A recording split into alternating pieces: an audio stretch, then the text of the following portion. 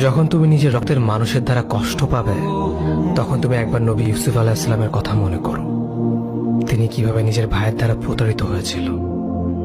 যখন তোমার বাবা মা না বুঝেই তোমার বিরুদ্ধাচরণ করে, তখন নবী ইব্রাহিম আলাইহিস সালামের কথা মনে করো। তার বাবা তাকে আগুনে নিক্ষেপ করায় ভূমিকা রেখেছিল। যখন তুমি সমস্যা থেকে পরিত্রাণের জন্য কোনো পথ পাবে না, তখন ইউনুস আলাইহিস সালামের কথা ভেবো। তিনি কতটা সময় তিমি মাছের পেটে আটকা পড়েছিল। যখন তোমার নামে কেউ মিথ্যা অপবাদ ছড়িয়ে দেবে, তখন মা আয়েশা রাদিয়াল্লাহু আনহার কথা মনে করো।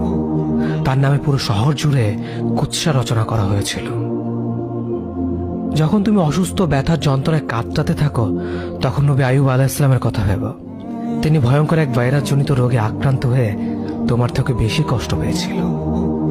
যখন তুমি দিনের কোনো বিধান নীতিতে যুক্তি খুঁজে পাও না, তখন নবী নূহ আলাইহিস সালামের কথা ভেবো। তিনি কোনো প্রশ্ন ছাড়াই মরুভূমিতে নৌকা তৈরি করেছিল।